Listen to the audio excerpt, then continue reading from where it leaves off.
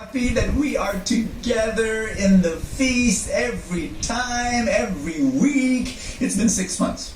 6 months in lockdown, quarantine, ECQ, MECQ, barbecue, according to my friend. We, supposed to be isolated, and yet nothing can stop God's children from gathering together, even online. I'll tell you what, physically we're separated. There's a number of miles between you and me right now, hundreds of miles or even thousands of miles. But our spirits, I want you to believe this by faith, we're one. We are now together in the throne room of God. And there is unity between us right now. There is God's love that has brought us together. Okay, if you're ready, I'm gonna speak God's word to you, and I want you to say these 4 words with me. Just say the word. That's our one big message. Let it be your prayer. Let it be your spiritual posture. Type it in. Just say the word. If you want to put the word Lord before that, do that. Lord, just say the word, and tap somebody beside you and tell that person, tell the Lord, just say the word. That's going to be our one big message. Now, why? Because the story that we just read is the second miracle after the Sermon on the Mount. And what was Jesus doing? You want to know? I'll tell you. What was Jesus doing? He was repeating himself. He was repeating his teaching. Now, I think I said this last week, that in the Sermon on the Mount, Jesus was explaining the kingdom through his words. But right after the Sermon on the Mount were a bunch of miracles, and that's what we're in right now. In the miracles, he was explaining the kingdom also, but through his works. And so in this centurion story, yes, the one that you just read, Jesus was doing 3 things. What were they? Number 1, he was preaching again, love your enemies. Number 2, he was preaching again, do not judge. And number 3, he was preaching again, not everyone who calls me Lord, Lord shall enter the kingdom of heaven. So he was doing these things. So are you ready? We're going to go and we're going to talk about number 1. Are you ready? Say I'm ready. Here we go. 2 chapters before the centurion story, Jesus already said in the Sermon on the Mount, I'm going to read it to you, Matthew 5:44.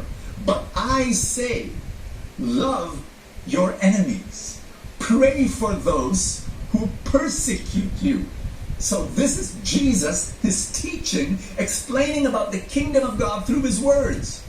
And now he was going to dramatize it all in front of their eyes. This is what it means to love your enemy. Because right there, verse 5 and 6, at the start of the story, you just read it, I'll read it again. When Jesus returned to Capernaum, a Roman officer came and pleaded with him, Lord, my young servant lies in bed, paralyzed and in terrible pain. Jesus said, this is how he responded, I will come and heal him. This story is a cute story to us. For modern people, it's a nice story. Oh, look, there's a Roman officer, a Roman centurion coming to Jesus, and Jesus, oh, that's so nice, a military officer, a military guy, yeah. No, this was a jarring, incredibly disturbing story for the Jews. It was so difficult. I'll tell you why. The Jews hated the Romans with every bone in their body. The Romans were bullies who once upon a time just waltzed into their own land and then said, this is mine, this is mine, this is mine, this is mine. It just said that, this is mine. And then they killed people, they abused their women, they charged high taxes. What is there not to hate? To give you a little analogy, maybe what I would compare them to are the stories of my mom and my dad. My mom and my dad, they lived through World War II. My mom was 16 years old when the Japanese bombers were bombing Manila and they had to pack up and go to the provinces. My uncle Ben was part of and almost died in that horrific death march in Bataan. Filipinos hated the Japanese soldiers to their very core during World War II. And trying to capture, let's be a little bit playful here. Is that okay? To capture what the Jews felt when they saw the centurion talking to Jesus. Let's imagine that we ride a time travel machine and we go back to 1941 in Manila. And then imagine that there was already a feast during that time, okay? And we were in one of the torn down houses. It was still livable because of the bombing. We were there and having a feast, having a little prayer meeting. And lo and behold, in the middle of the worship, so they're about, imagine, you were there, I was there, 20 plus people in that broken house. And then somebody knocks on the door, we open the door, and in the middle of the worship, a Japanese soldier comes in, complete with green uniform and his Arikasa rifle, and he starts worshiping with us. Now, of course, a volcano of emotions erupting within you. You're torn between rage and confusion because that green uniform was a symbol of death, of starvation, of bombing. Now we just couldn't. What's this? What's happening here? Why is this guy praying? Hello, he's the enemy. Now that was a little bit we're capturing what Jesus was doing and what the Jews were experiencing at that time. And I want you to think about this. I need to say this. In the Bible story, it was not even a Roman soldier. It was a Roman centurion. A centurion leads 80 soldiers. I was thinking, again, another playful imagination. I was thinking, what if the Jews at that time would attend one of these crazy modern anger therapy workshop sessions, whatever you call them, where you're supposed to get a picture of your enemy, hang it on the wall, and then get a knife? And then you stab the photo multiple times, supposed to express your anger. It doesn't work, by the way, okay? But just imagine with me, what if those Jews would go attend a session like that? I bet 100% they will get the picture of a Roman centurion. He was the embodiment of the enemy. And yet, what did Jesus do? When the enemy needed something, he said, I will come. What? Why? Because the kingdom of Jesus is special. All the kingdoms of the world are busy loving your friends and hating your enemies. But Jesus, nope, his kingdom is different. Maybe what I can do is maybe ask you some questions. Is that okay? Who is your enemy? I mean, let's make it real. Somebody who hurt you, somebody who harmed you, somebody who criticized you, looked down upon you, somebody that you did good, but did not repay. Instead, he repaid you with harm.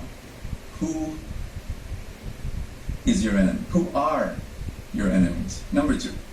When was the last time you loved that person? When was the last time you loved your enemy? When was the last time that person needed something and you said, I will come? I know, that's difficult. I know, Brother Bo, what are you doing? You're just messing with me. But that's what Jesus is doing. He's messing with us, with the story. And you know what, here's what I'm going to do. I'm going to share a little story. And, wow, this is difficult. Decades ago, so this was a long time ago, I helped someone who needed help to start his business.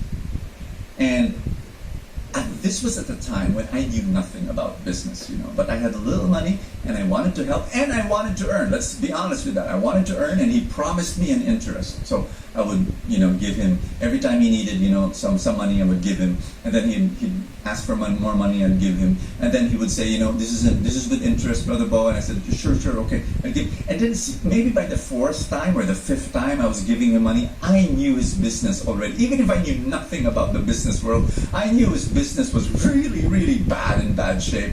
So I said, look, just don't pay me the interest anymore. Just pay back the principal, but here's money, and I hope it will help. So I kept on doing that for a few more times.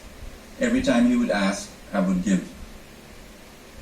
But then a day came when he asked for more money.